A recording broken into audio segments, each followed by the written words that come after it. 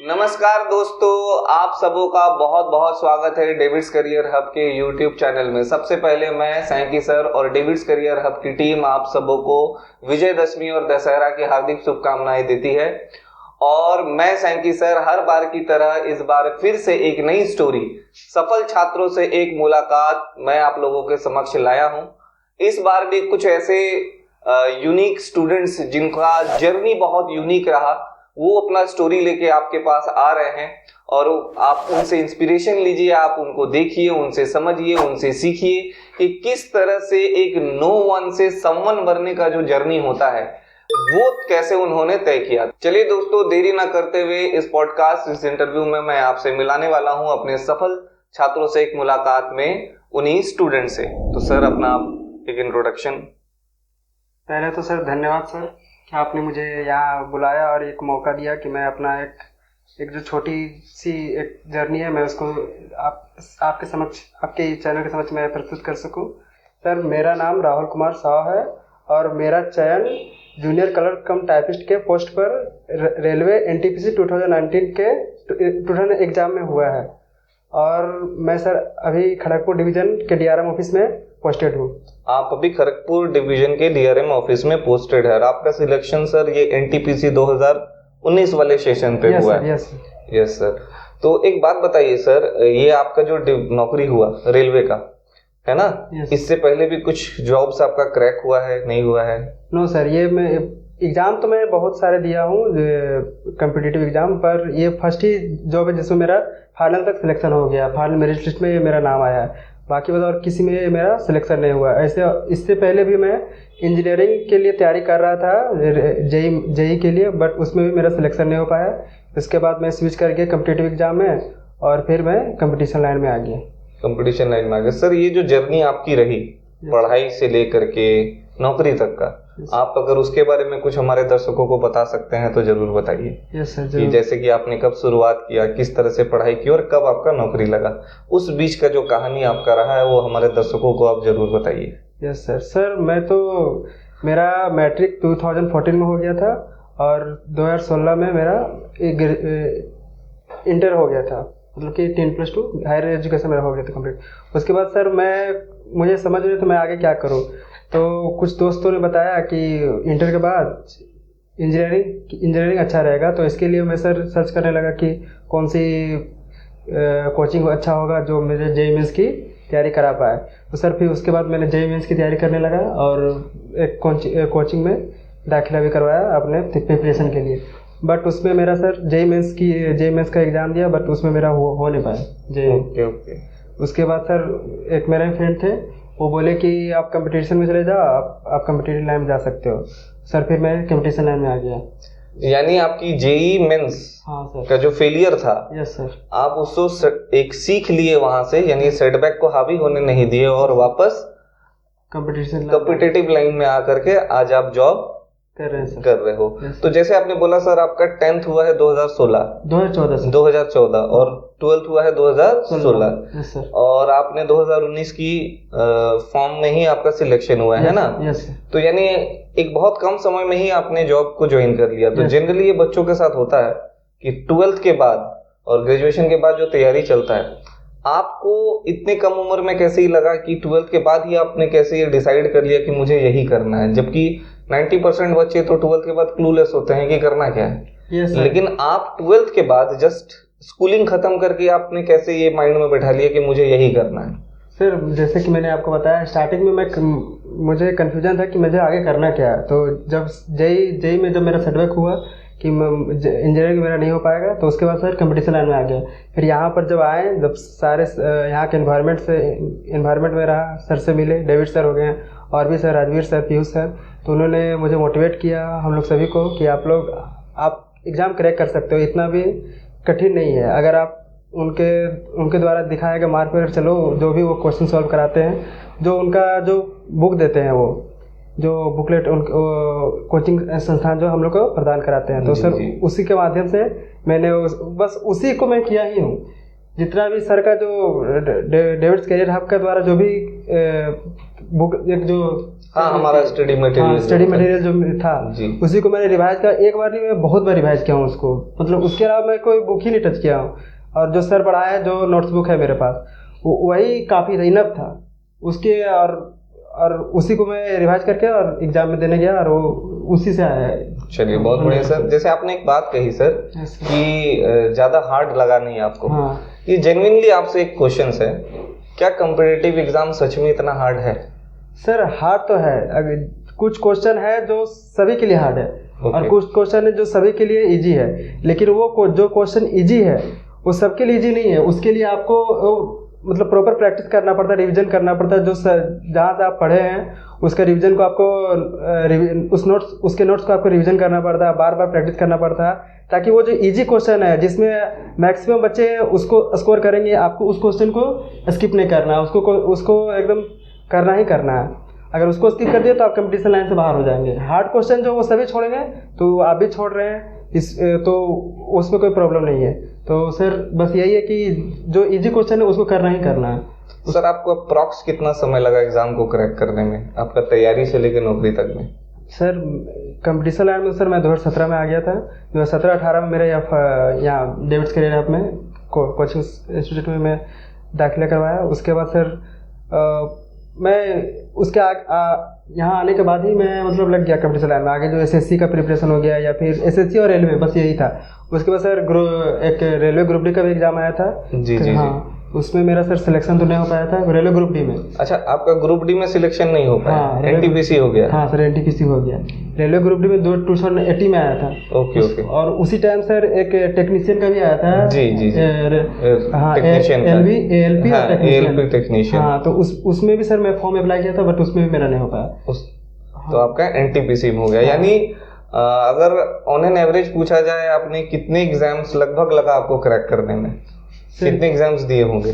Sir railway में तो आप एनटीपीसी को लगाकर 3 एग्जाम हो गया, और एसएससी में तो सर लगभग तीनों, जो सीएचएस और एमटीएस, तो उसमें भी 3 एग्जाम दिए होंगे हम, 2 सीएचएसएल 1 एमटीएस। चलिए, तो फिर भी एक अनुमान के हिसाब से आपको बहुत कम समय लगा आपको जॉब क्रैक करने में। आपकी उम्र क्या हो रही है सर अभी? सर अभी तो मेरी उम्र 24 है, 99 का बर्थडे है। तो आपका जब जॉब लगा सर, जब आपका जॉब लगा था, जब आपका रिजल्ट आया था, तब उस समय आपका क्या उम्र हो रहा था? सर इस जो जर्नी था एनटीपीसी का जर्नी में, ये बहुत लंबा चला है, क्योंकि इसका जो नोटिफिकेशन आया था वो 2019 में आया था। एग्जैक्टली। ये तो उस टाइम तो सर मेरा जो एज था वो 20 था। अगर वो रेगुलर एग्जाम जो चलता तो 21-22 में हो जाता, मगर बीच में कोरोना पीरियड भी आया, और भी फिर नॉर्मलाइजेशन होने में जो पूरा देश में ये एक बहुत अच्छी बात सर ने कही है, क्योंकि इनका जो एनटीपीसी एग्जाम है, याद रखिएगा दोस्तों, ये एग्जाम से आम एग्जाम्स की तरह इसको मत लीजिएगा। रीजन है इसके पीछे, क्योंकि एनटीपीसी का फॉर्म आता है 2019 में, फॉर्म भराता है 2019 में, और आप खुद सोचो एग्जाम कब हुआ है सर? अब इसका एग्जाम सर हुआ 2021 में। सोचिए, 2019 में फॉर्म आता है और एग्जाम आता है, एग्जाम लिया जाता है 2021 में। रिजल्ट कब आया सर? सर 2021 जनवरी में टीयर 1 हुआ, उसका सर रिजल्ट आया यही जून जुलाई में आया। उसके बाद सर टीयर 2 हुआ, टीयर 2 भी वही एवरेज जून जुलाई में हो गया था, मतलब। और फाइनल रिजल्ट कब आया सर? फाइनल रिजल्ट तो फाइनल मेरे सर उसके बाद भी, टीयर 2 के बाद भी एक टाइपिंग टेस्ट हुआ था। जी जी, अगस्त में हुआ। उसके बाद सर फिर मेरिट लिस्ट आने में, जो जिसके तहत हम लोग को डीवी के लिए कॉल आया था, वो आया था मई 2023 का मई में।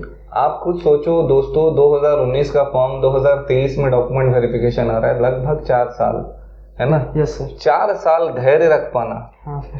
ये कैसे आपके लिए संभव हुआ? सर ये संभव तो नहीं था, बट ये फैमिली जो सपोर्ट था, और जो हमारे मम्मी पापा हैं उनकी वजह से ये पॉसिबल हो पाया। वो लगातार सपोर्ट करते रहे हैं कि नहीं कुछ नहीं, अब रिजल्ट ही सिर्फ बाकी है, बाकी बात तो जो प्रोसेस है वो कंप्लीट है। जो हमारी तरफ से जो प्रोसेस एग्ज़ाम का था वो तो मैं कर ही दिया था, और ये लगातार चल ही रहा था कि रिजल्ट आएगा, तो उम्मीद था कि हो ही जाएगा, बस इसी उम्मीद पे थे। तो आखिरकार ये उम्मीद फिर ये सही साबित हुआ और जॉब लग गया, तो अच्छा लगा। माँ बाप कितने खुश हुए आपके घर में कितने लोग हैं? सर मेरे घर में तो मेरे मम्मी पापा हैं और एक मैं हूँ, और मेरे 2 बहन है, छोटी 2 बहन। छोटी 2 बहन है। हाँ आप बड़े हैं घर के? हाँ सर, सबसे बड़ी। चलिए, तो एक रिस्पॉन्सिबिलिटी भी लगता होगा। हाँ सर बिल्कुल। है ना? हाँ। जबकि आपकी 2 पीछे बहन है तो एक हाँ, जिम्मेदारी लगता होगा। Yes sir. है ना? तो अब जो नौकरी आपको लगा, आपको ऐसा नहीं लग रहा है कि एक एंकर यानी एक सपोर्ट सिस्टम मिल गया है? Yes sir, yes sir. जब मेरी बहन देखती है तो हम मुझसे बहुत मोटिवेट होते हैं कि जब वो मेरे आईडी कार्ड देखती है या फिर जब मुझे देखती है कि हाँ मुझे भी ये आईडी कार्ड चाहिए, चाहे वो किसी भी कंपटीशन एग्ज़ाम हो, चाहे अगर रेलवे ना हो तो एसएससी या किसी भी एग्ज़ाम, बस मुझे ये सेंट्रल गवर्नमेंट का ये आईडी कार्ड चाहिए। देखो दोस्तों, ये बहुत बड़ी बात सर ने कही है। एक चीज़ ये याद रखो कि जॉब लगना बहुत बड़ी बात नहीं है, ये चीज़ हमेशा याद रखो।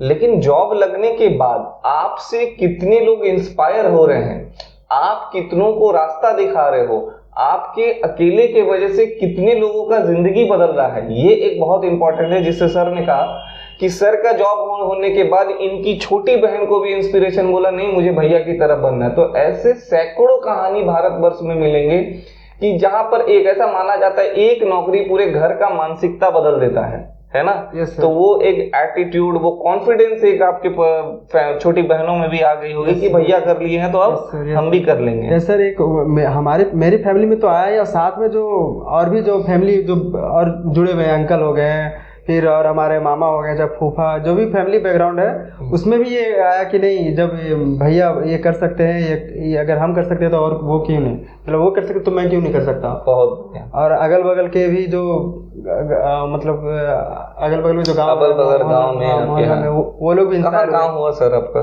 कहाँ से आप धनबाद में किधर से आप आते हैं? सर स्टार्टिंग में तो मैं झरिया के जस्ट बगल में ही घनवाड़ी है, मैं वहाँ से रहता था। घनवाड़ी से आप आते हैं? घनवाड़ी से। अच्छा, 1 मिनट के लिए आप बात करते हो, घनवाड़ी का परिवेश बताओ कैसा है? घनवाड़ी का परिवेश सर वो पूरा एक कोलवरी है, मतलब हर तरफ कोई। झरिया में आग के बारे में आप जानते होंगे। घनवाड़ी एक ऐसी जगह से सर आते हैं जहाँ पर आए दिन हादसा होते रहता है सर। और आपके घर के अगल बगल आपको आग दिखता होगा। हाँ सर। है ना?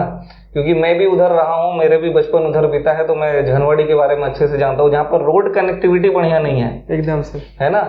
उस एरिया में रह करके जहाँ सुविधा के नाम पे कुछ नहीं है, है ना? सुविधा के नाम पे कुछ नहीं है, जहाँ पर वो आए दिन भू धसान और झरिया की आग का कहानी आप लोग सुनते होंगे। आप लोग कभी गए होंगे तो आप लोग जरूर चले जाना। रात को अगर चले जाओगे तो दिल दहल जाएगा वो नज़ारा देख करके कि जमीन फट के आग निकल रहा है, उस बीच से रास्ता गुजर रहा है। वैसे एरिया से सर आए और वहां पर जबकि कोई सुविधा नहीं होने के बावजूद आप इस नौकरी को आप पाए, तो अगल बगल के लिए भी आप इंस्पिरेशन बने होंगे। हाँ सर बिल्कुल सर।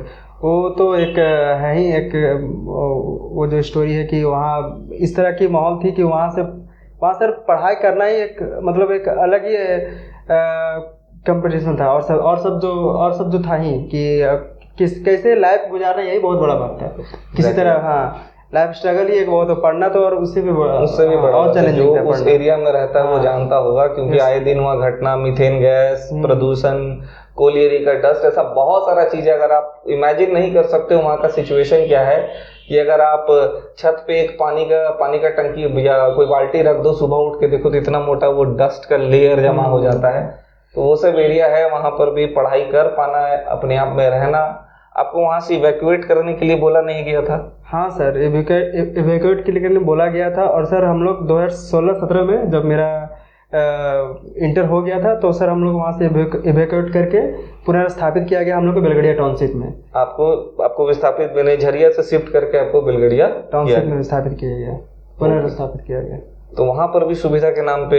हाँ सर, वहाँ तो सर पहले के मुकाबले में सुविधा है सर, और सब, चाहे वो रहने के लायक सुविधा हो, रहने या फिर पानी का पीने का या फिर बिजली का, हर उससे बेटर ही है पिछले के मुकाबले में। तो और कनेक्टिविटी भी अच्छा ही है उसके तुलना में। हर तरह से धनबाद का कनेक्टिविटी हो या फिर झरिया कनेक्टिविटी हो, जिससे बच्चा और एक झरिया से जो एक कॉलेज थी आरएसपी कॉलेज, वो भी बेलगड़िया में आ गई। तो इससे भी बच्चों लोग का फायदा हुआ कि ताकि वो ग्रेजुएशन करने के लिए ज़्यादा दूर ना जा सके, बगल में ही दाखिला करवा सके। सर एक बात बताइए, और जैसे कि हम हर स्टूडेंट से पूछते हैं, आपकी स्ट्रेटेजी क्या रही इस एग्ज़ाम को क्रैक करने में? यानी आपका अगर पढ़ाई का अगर कुछ तरीका, कुछ टिप्स आप जो बच्चे अभी तैयारी कर रहे हैं, जो देख रहे हैं, उनको अगर आप कुछ शेयर करना चाहते हो अपने कुछ तरीका पढ़ाई का? सर स्ट्रेटेजी तो सर देखिए, स्ट्रेटेजी बहुत सरल है, स्ट्रेटेजी कुछ ऐसा अलग नहीं है। स्ट्रेटेजी सर जब आते हैं स्टार्टिंग में ही, जब कोचिंग में जब हम आए थे तो स्टार्टिंग में डेविड सर ने बहुत क्लियर कट बता दिया था कि बस उस सब कुछ बता देते हैं कि आपको कितना पढ़ना है, क्या कहाँ से फॉलो करना है, कौन सी बुक फॉलो करना है, क्या पढ़ना है, कितना पढ़ना है, कितने टाइम तक पढ़ना, और हमेशा पढ़ना ही नहीं है, कौन सा चैप्टर को कब रिवाइज करना है, फिर सेकेंड बार में कब रिवाइज करना है, सर बोल देते हैं। और बहुत सरल है, इतना भी हार्ड वर्क नहीं है, बस उसको फॉलो ही करना है। जो कंसिस्टेंसी है यही एक मेन है कि कौन कंसिस्टेंट रहता है जी। तो कंसिस्टेंट ही इसकी है सक्सेस। बहुत बढ़िया बात बोले, consistency is the key of success. बहुत बढ़िया बात, ये सच बात बोले कि निरंतर जो प्रयास होता है, निरंतर जो प्रयास होते रहता है उसको आप करते रहिए, यानी आप बीच में ब्रेक मत लीजिए। यहाँ पर एक सर के लिए एक बात था कि वो बीच में कोरोना काल आया था, हर तरह से हर पढ़ाई पे ब्रेक लग गया था, ठीक है, उसके बावजूद आपने उसको कंप्लीट किया और आपने जॉब लिया, है ना? हाँ सर। और एक क्वेश्चन सर आपसे पूछना चाहता हूँ, जैसे आपने टिप्स दिया, बहुत अच्छा बात बोली आपने, एक पर्सनल सा सवाल कि नौकरी से पहले जिंदगी और नौकरी के बाद वाली जिंदगी में क्या फर्क आपको दिया? एक छोटा सा ग्लिम्स आपने दिया पारिवारिक बात में, और सोशल क्या फर्क आपको दिखा? सर फर्क तो दिखता है, क्योंकि जब आपको लोग पहले तो ऐसे लगता है कि आप बस पढ़े जा रहे हो, रूम के अंदर ही, बाहर में निकलता नहीं था, रूम में ही रहता था। अच्छा, तो लगता था कि अच्छा पढ़ रहा मगर कुछ हो नहीं रहा, बस पढ़ ही रहा। और उस लोगों का ना जो नज़रिया वो बदल गया कि अगर मैं अभी बोलता कि नहीं मैं पढ़ रहा हूँ बट कुछ अभी सक्सेस कुछ हासिल नहीं हुआ, तो लोगों को क्या पढ़ रहा है, कुछ आगे तो हो नहीं रहा। लेकिन जब अब हो गया है तो बोलता हाँ ये पढ़ाई करके ये हुआ, तो अब इस पढ़ाई तो मेहनत का फल मिला, मेहनत का फल। हाँ, ये बात जो मेहनत की वो फल मिला। नहीं तो अगर अभी ये नहीं होता तो उनका परसेप्शन कुछ और होता कि सब तो ऐसा ही करते रहता, बट कुछ होता नहीं है, बस देखो कोई पढ़ता। मैं स्टूडेंट्स जो तैयारी कर रहे हैं उनके लिए भी यही बात बोलता हूँ कि कुछ तो लोग कहेंगे, लोगों का काम है कहना, ठीक है ना? तो कहने दो, आप अपना मेहनत करते रहो। परफेक्ट एग्जांपल है सर को। आपको फर्क पड़ता था क्या लोग क्या कह रहे हैं? नहीं, लोग कहने से मुझे कोई फर्क नहीं पड़ता, क्योंकि मुझे खुद पर बहुत विश्वास था, और जो मुझे सपोर्ट चाहिए था ना वो मेरे पेरेंट्स से वो बहुत मिलता था, और वो काफी था, काफी एग्जैक्टली। बहुत बढ़िया बात सर ने कहा कि दुनिया क्या कहे फर्क नहीं पड़ता है, आप अपनी मेहनत पे भरोसा रखो, अपने आप पे भरोसा रखो। और माँ बाप जब है, माँ बाप से बड़ा सपोर्ट सिस्टम और गुरु से बड़ा सपोर्ट सिस्टम कोई नहीं होता। अगर ये तीन लोग साथ हैं आपके, तो आप कैसी भी जंग हो आप जीत जाओगे। और सबसे बड़ी बात कि अपने ऊपर भरोसा होना बहुत जरूरी है, जो सर के पास था, और वो देखो आप खुद देख रहे हो वो रिजल्ट में कन्वर्ट हो गया, है ना सर? Yes sir. सर मैं एक बात बोलना चाहूँगा कि जब डेविड सर के बारे में, कि जब क्लास के अंदर जब इन करते हैं तो उसके बाद डेविड सर जितना भी वो मतलब कि हर एक चीज़ बच्चे लोग को उनको फॉलो करना चाहिए। वो छोटा बात बोलते हैं, बात करते डिस्कशन करते उसमें, लेकिन उसको कोई उतना लाइटली ले लेता है, बट उसको लाइटली नहीं लेना है।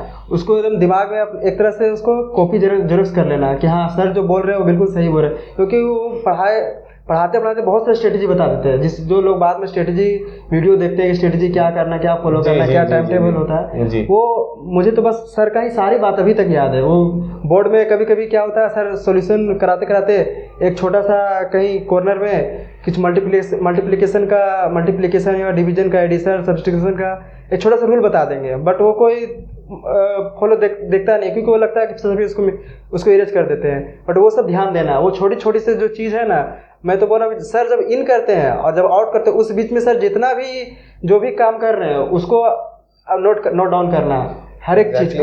बच्चों जो आप देख रहे हो, जो तैयारी कर रहे हो, या जो भी ऐसे देख रहे हैं जिसके घर में कोई तैयारी कर रहा हो, तो उसको सही बात इन्होंने बोला कि देखो सक्सेस और अनसक्सेसफुल स्टूडेंट्स में कोई खास फर्क नहीं होता। एक चीज याद रखो, फर्क क्या होता है, पढ़ा तो सब वही रहा है, पढ़ तो सब वही रहा है। ऐसा थोड़ी कि आपको सर कुछ अलग बताए हैं और आपके ग्रुप में जिसका नौकरी नहीं हुआ उसको सर कुछ अलग बताए, ऐसा नहीं।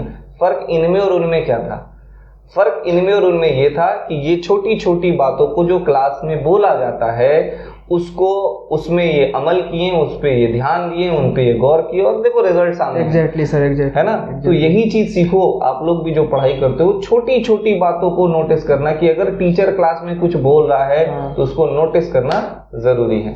है ना? यस सर, एकदम बिल्कुल सर। वो डेविड सर का हर एक मतलब डेविड सर या फिर पीयूष सर या राजवीर सर, वो जितना भी जब क्लास के अंदर इन करते हैं, उनके बाद जितना भी वो हर एक छोटी सी बातें पे उनको ध्यान देना है और उनके सारी बातों को फॉलो करना, नोट डाउन करना अपने को। अगर वो कुछ ऐसे बातें जिसको लगता है कि ये ज़्यादा इंपॉर्टेंट की बातें नहीं है, बट उसको नोट डाउन करना है, वो आपके रिवीजन में काम देगा। वो अभी लगेगा कि ये ज़्यादा काम की बातें नहीं है, बट वो बहुत काम की बातें है। हर एक छोटे। और सर ये डेविड सर बोलते भी थे कि मैं तो सभी बच्चों को समान रूप से ही पढ़ा रहा हूँ, बट सिलेक्शन कुछ ही बच्चों को होगा। एग्जैक्टली। तो सिलेक्शन कुछ ही बच्चों को क्यों होता है और सबको क्यों नहीं होता? क्योंकि जो सर बता रहे हैं, कौन उसको फॉलो कर रहा है, एग्जैक्टली कितना वो अपने आप को अमल में ला रहा है। एग्जैक्टली। जो ले आता है वो सक्सेसफुल हो जाते हैं, जो नहीं ले पाते हैं, बस अंतर इतने रह जाता है कि कौन कंसिस्टेंट है, कौन हार्डवर्क कर रहा है, कौन प्रैक्टिस कर रहा है, कितने सर की बातों को कितना फॉलो कर रहा है। बस। तो बहुत बढ़िया बात सर ने बोली है और बहुत काम का आज ये इंटरव्यू रहा। आप लोग बहुत छोटी छोटी बारीक बातें जो होती है, आप इसी तरह हमारे सक्सेसफुल स्टूडेंट से सीखते हो, समझते हो। क्योंकि टीचर जब बोलता होगा तो ध्यान देते नहीं होता, मास्टर बोल रहा है छोड़ो बोलने दो, है ना? बहुत बच्चे को दिमाग में ऐसा चीज आता है, लेकिन देखो प्रूफ आपके सामने है, छोटी छोटी बातों को नोटिस करना चाहिए। तो मैं उम्मीद करता हूं इस इंटरव्यू से आपने बहुत कुछ सीखा होगा। ये आज बहुत ही एक इंटरेस्टिंग इंटरव्यू सर के साथ रहा, जिन्होंने सर ने बहुत ऐसी बात बोली होंगी जो आपके लाइफ में बहुत इम्पैक्ट करेगा, आपके करियर तक पहुंचने में मदद करेगा। तो इसी तरह का इंटरव्यू वीडियो मैं आप लोगों के सामने हमेशा लेते आता रहूंगा। तो अभी के लिए इजाजत दें, और ये वीडियो आप लोग को अच्छा लगा हो, कुछ आपको सीखने को मिला हो, तो प्लीज लाइक और सब्सक्राइब जरूर कर देना। तब तक के लिए धन्यवाद। मिलते हैं अगले एपिसोड में सफल छात्रों से एक मुलाकात में। तब तक के लिए धन्यवाद।